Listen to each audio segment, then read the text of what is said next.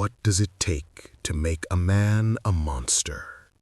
Is it a sudden snap, a descent into madness, or is it something far quieter?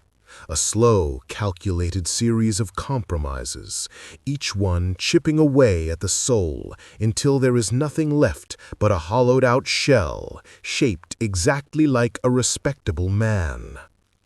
What drives a father to look at his own children, his own flesh and blood, and see not a life to be nurtured, but a debt to be paid?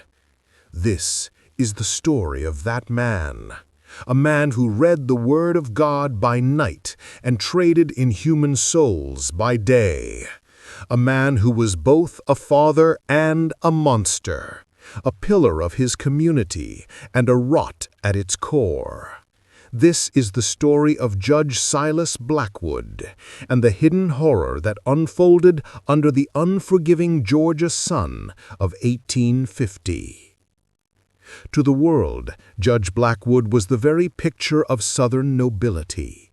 His plantation, Oakhaven, sprawled across 2,000 acres of Georgia soil, a kingdom built on a sea of white cotton. The big house stood at its center, a monument of white columns and sprawling porches, wrapped in the sweet, cloying scent of jasmine and honeycomb. From this throne of poisonous gentility, the judge presided over his domain with a reputation for unshakable piety and ironclad justice. He was a man of the law, a man of God, a man whose word was as solid as the ancient oaks that gave his plantation its name. But a plantation, like the men who rule it, has two faces. There is the grand facade of the big house, and then there is the crushing reality of the fields. Oakhaven's beauty was a lie, paid for with the sweat and blood of the 112 enslaved people who worked its soil from can't see in the morning to can't see at night. The unforgiving Georgia sun was not a source of life here. It was a tormentor, a silent partner in the brutal business of turning human labor into white gold.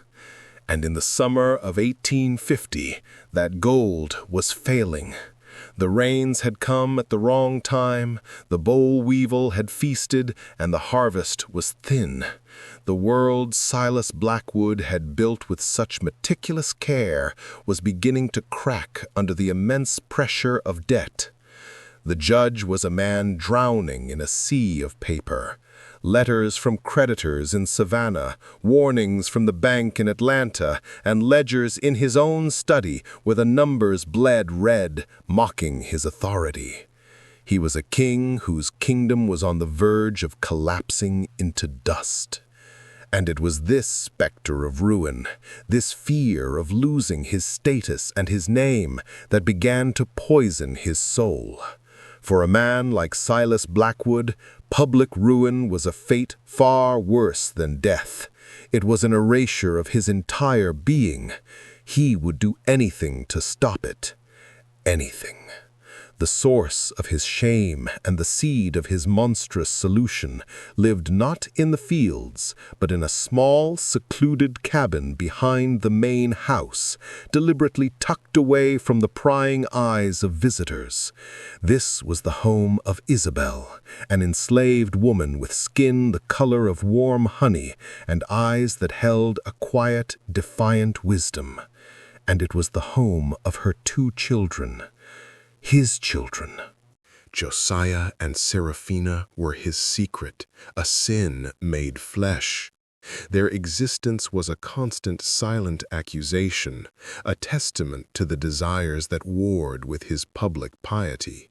He had inherited Isabel when he inherited the plantation, and in the lonely years after his own wife had grown cold and distant, he had sought comfort in her cabin. What began as a master's right had curdled into something dangerously close to affection, a weakness he despised in himself. The children were beautiful, bright, and bore the unmistakable features of his own face, softened and warmed by their mother's grace. In the early years, he had almost allowed himself the luxury of being a father. He would watch them from a distance, a strange, painful pride swelling in his chest. He saw his own intelligence in Josiah's watchful eyes, his own stubborn jawline in Seraphina's gentle face. They were Blackwood blood. But now, as the financial walls closed in, that pride had twisted into something else. It had become a terrifying liability. His legitimate wife, Eleanor, a woman of quiet, cold fury, had begun to speak of them. Not directly, but with a surgeon's precision. The children in the back cabin are growing. They are starting to resemble the portraits in the hall. Each word was a perfectly aimed dart, reminding him of his hypocrisy, of the threat they posed to his legitimate heirs, to his name. The nights in the study grew longer. The bourbon did little to quiet the storm in his mind. He was trapped by his debts, trapped by his pride, trapped by the consequences of his own actions. He would pace the room for hours, his shadow looming large on the walls, a prisoner in his own grand house. He began to look at his children, not as a father, but as an accountant. He knew their value. A strong, healthy boy like Josiah could fetch a high price in the markets of New Orleans. A pretty, light-skinned girl like Seraphina was a commodity of a different, more horrific kind. The thought, once unthinkable, began to take root. It started as a whisper of pure desperation and slowly grew into a cold, logical plan. He began to perform a monstrous kind of moral calculus. What was the value of 2 children he could never acknowledge against the value of the Blackwood name, the plantation, the legacy he was meant to pass down to his legitimate son? In the twisted logic of the antebellum South, the answer was horrifyingly clear. They were property. They were assets. And he was a man in desperate need of capital. He began to rationalize the decision, to frame it not as a monstrous betrayal, but as a painful necessity. A surgeon, he told himself, must sometimes cut off a limb to save the body. He was not destroying his children. He was securing the future of the Blackwood line. He was correcting a mistake, restoring the natural order that his weakness had disrupted. He would sell them. He would sell his own son and daughter into the brutal, anonymous hell of the Deep South, erasing them from his life forever.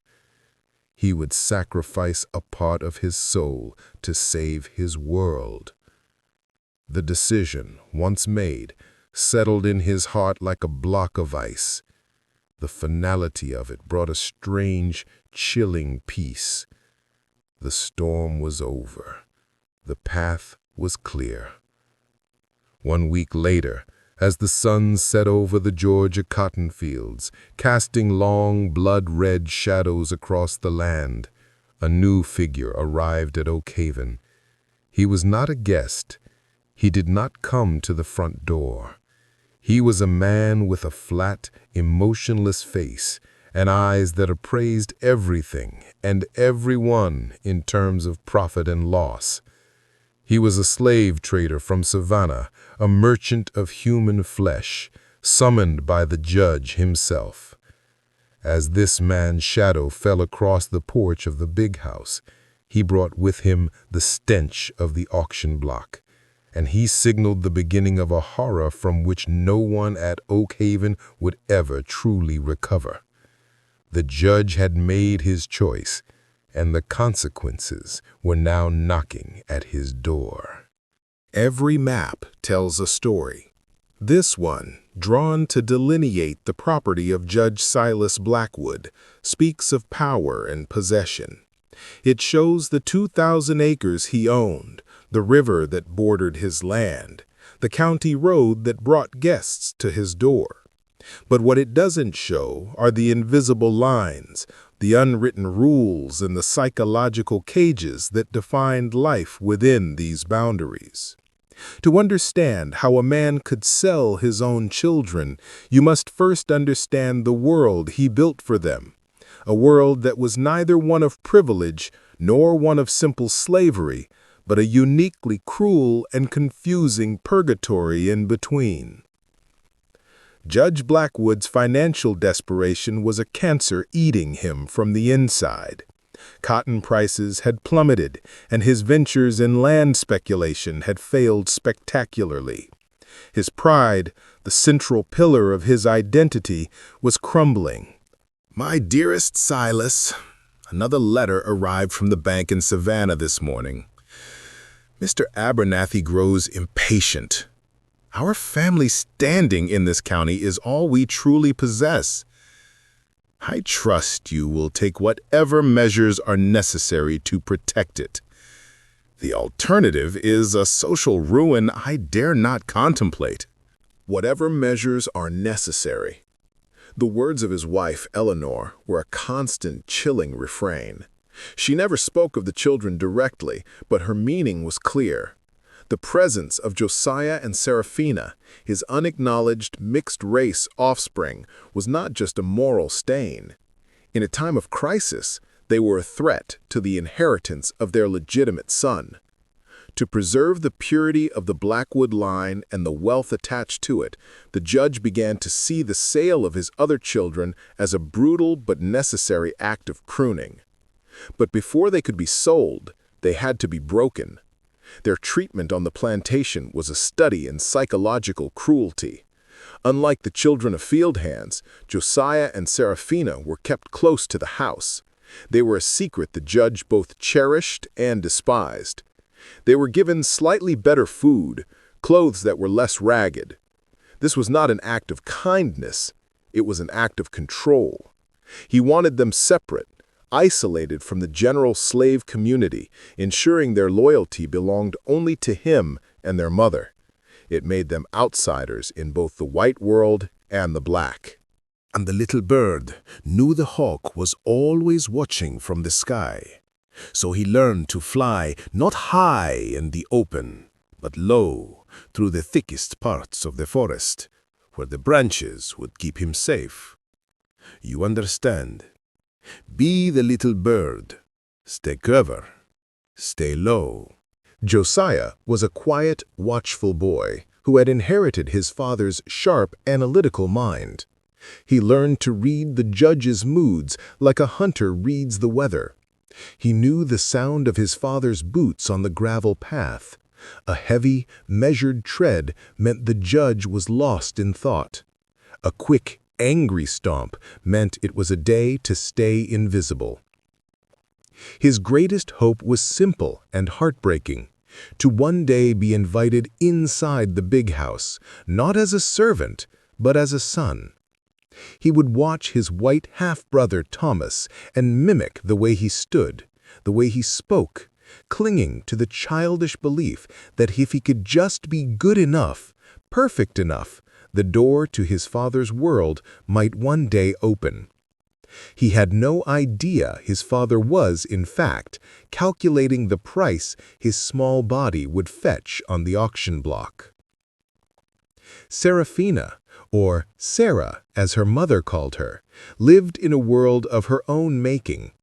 She was a gentle, dreamy child who found solace in the plantation's hidden corners, the creek behind the smokehouse, the shade of the weeping willows.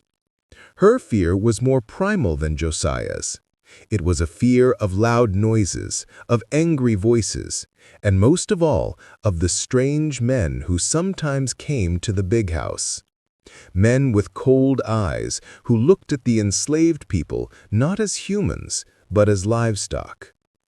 She would hide when they came, a knot of dread tightening in her stomach, without fully understanding why. Her only dream was to never leave the safety of her mother's cabin, a sanctuary she believed was impenetrable. Their mother, Isabel, fought to protect them with the only weapons she had, love, stories, and silence. She taught them to be wary, to be observant, to never expect fairness from the world of the big house. But their fragile world began to fracture when the slave trader, a man named Marcus Thorne, arrived at Oakhaven. His presence at Oakhaven was like the sickness in the air. He did not stay in the guest quarters. He met with the judge in his study late at night. But during the day, he would walk the property, his eyes lingering on the enslaved, a butcher assessing his stock. When his gaze fell upon Josiah and Seraphina, there was a flicker of professional appreciation that did not go unnoticed. The children felt the change instantly. The other enslaved people, who had once treated them with a mixture of pity and resentment, now looked at them with something new, a deep, sorrowful fear. They knew what the presence of a traitor meant. Whispers followed the children like shadows. "The judge is in trouble," they would say. He's selling them." The climax began with an act of childish rebellion. Josiah, overhearing the whispers and finally understanding the terrible truth, did something he had never done before. He confronted his father. He waited for the judge on the path between the big house and his study, his small body trembling, but his eyes filled with a desperate fire. "Father, they say you're selling us. They say a man is here to take us away. It's not true, is it? We're your children. You wouldn't do that." For a fleeting moment, Silas Blackwood's mask of cold authority seemed to crack. In his son's eyes, he saw a reflection of himself, a plea that cut through the layers of debt and denial. But the moment passed. The weakness was crushed by the overwhelming weight of his pride and his fear. His response was not that of a father, but of a master whose authority had been challenged by his property. His voice was quiet but laced with ice. "You will not address me as your father. You will not speak to me unless spoken to. You are a slave, and you will learn your place." He did not strike the boy. He did something far worse. He turned and walked away, leaving Josiah standing alone on the path, the last vestiges of his childhood hope shattered. But the judge's cold dismissal did not break Josiah's spirit, it ignited it. That night the boy did something even more dangerous. He decided to run. He crept into his sister's room, woke her gently, and with a shared terrified understanding they slipped out of the cabin and into the consuming darkness of the Georgia night. They were not just running from the traitor, they were running from the man who was supposed to be their father. Their desperate flight would not lead to freedom, but to a repercussion so severe it would serve as the final, brutal justification for their sale. There is a debt that can never be repaid, a stain that can never be washed clean. After the children's failed escape, the last vestiges of Silas Blackwood's conscience died. The boy and girl, captured in the woods by the overseer, were not returned to their mother. They were brought directly to the porch of the big house, where the slave trader, Marcus Thorne, waited. In a final, soul-destroying act of cruelty, the judge forced Isabel to watch as he completed the transaction. He didn't just sell her children, he erased them. They are no longer to be called by their names. They are assets. Boy, aged 8, sound of limb. Girl, aged 6, light-skinned. That is all they are now. The ledger is balanced. The jingle of coins being counted was the sound of a family being annihilated. As Thorne's wagon rolled away down the long gravel drive, carrying his son and daughter into the vast, anonymous hell of the Deep South, Silas Blackwood did not look back. He had saved his plantation. He had secured his legacy, but in doing so he had damned himself and Oakhaven to be haunted forever. The consequences were not immediate, but they were absolute. The moral rot that had consumed the master began to infect the plantation itself. The enslaved community, once held in check by fear, now responded with a new kind of resistance, a deep, profound, and impenetrable silence. Work in the fields slowed, tools would mysteriously break, fires would start in the smokehouses and be extinguished just moments too late. It was a quiet, suffocating rebellion, 1,000 tiny cuts bleeding the plantation dry. Oakhaven, the great symbol of his power, was dying from the inside out. The judge had sold its future to pay for its past. Years passed. The nation itself began to tear apart at the seams, a macrocosm of the rot within Oakhaven. And then, in the winter of 1864, the distant muffled sound of cannon fire gave way to a new sound, the steady, relentless beat of drums. The Civil War had arrived at Judge Blackwood's door. The arrival of the Union Army was not an invasion, it was a reckoning. The captain, a stern abolitionist from Massachusetts, gathered the remaining Blackwood family and the entire enslaved community on the front lawn. There, standing on the same porch where Silas had sold his children, he read the Emancipation Proclamation. With each word, the invisible chains that had held Oakhaven together for generations shattered. The final personal judgment came in the judge's study. The captain, seeking records of the plantation's assets, was confronted not by Silas, but by a figure from his past. It was an older former field hand named Samuel, now wearing a Union uniform, having escaped and joined the fight for his own freedom.